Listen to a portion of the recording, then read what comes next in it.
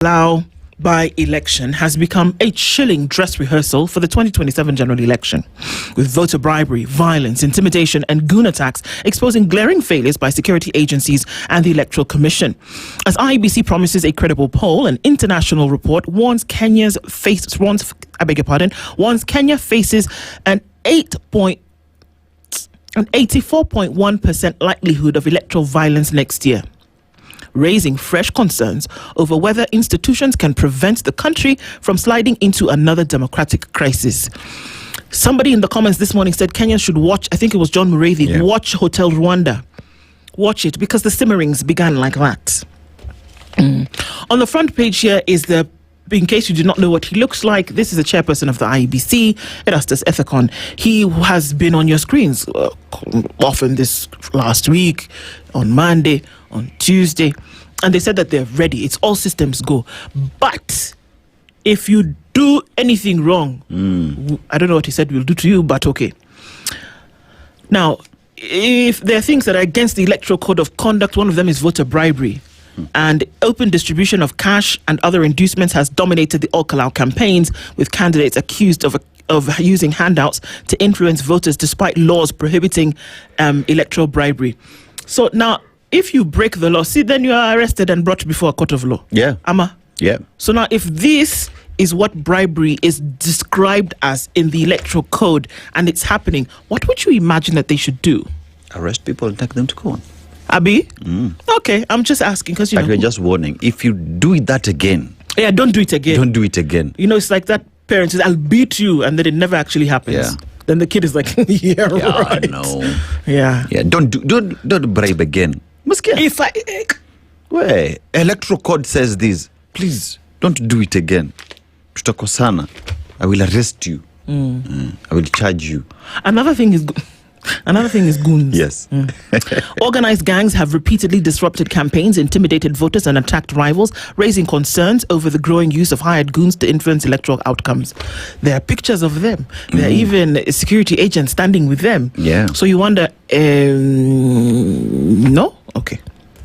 Number 3, violence.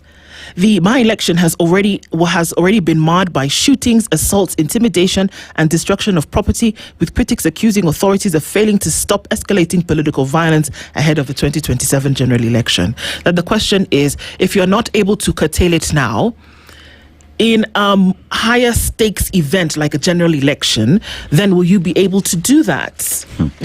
One must ask, because you don't ever stray far from your habitual nature. If this has already taken root, what is going to happen when it's a bigger thing? Without speaking too much English, we'll come back to that story. Now, luxury watches, art. Did you know that people buy art and put it in their houses, sculptures, paintings, and things like that? Yes, it's good.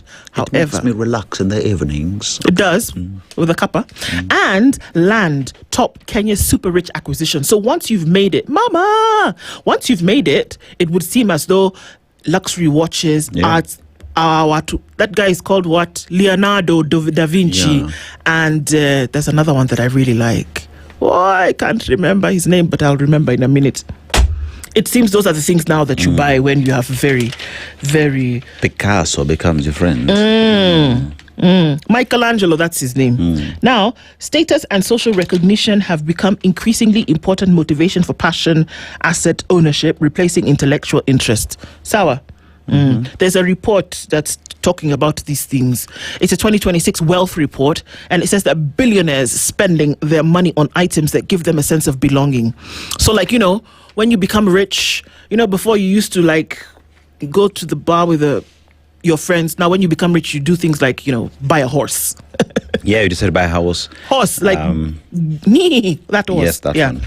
You know, as well, when you used to just wear a simple watch, now you start seeing you move around with a $1 million bob belt, 2 million bob watches, you know.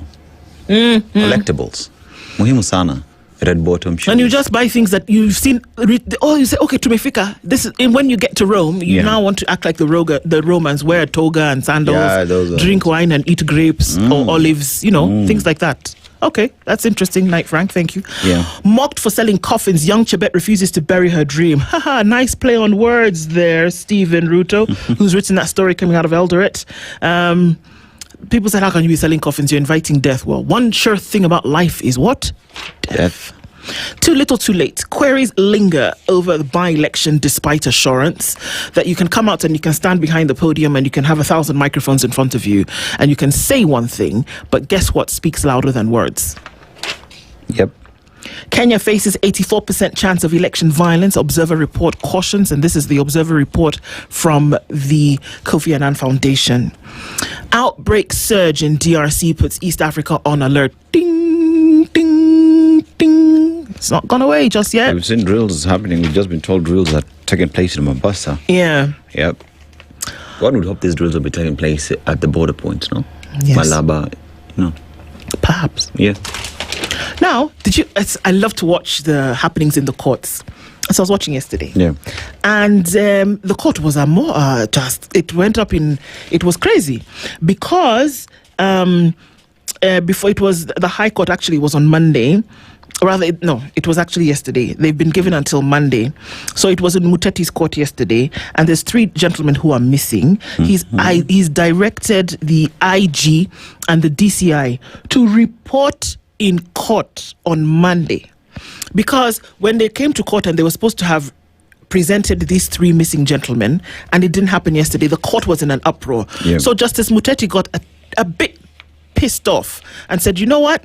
You guys are messing with me. So you and your counterpart at the DCI, he said this, of course they were in absentia, you will appear here on the 20th of July. Let me tell you, you see this my hair?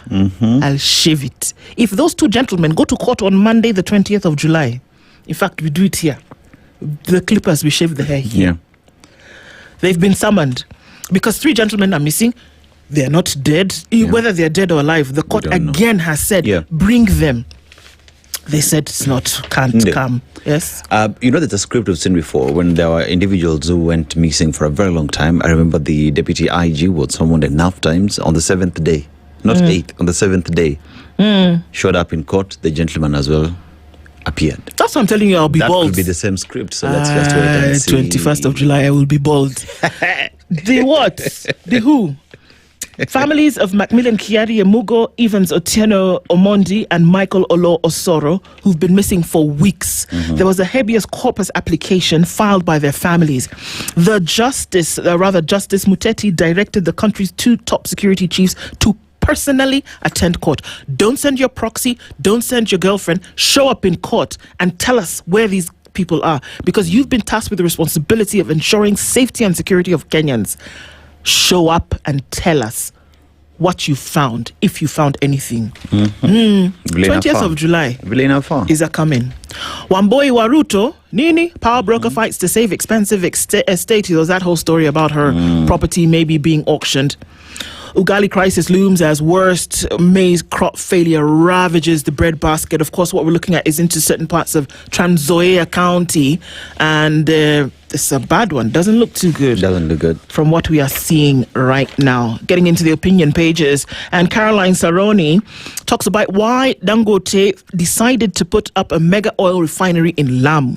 And if you, like me, stayed up to watch the football yesterday, you would know that Spain took out Le Bleu 2-0. Yep. And so they make their ways into the final of the World Cup.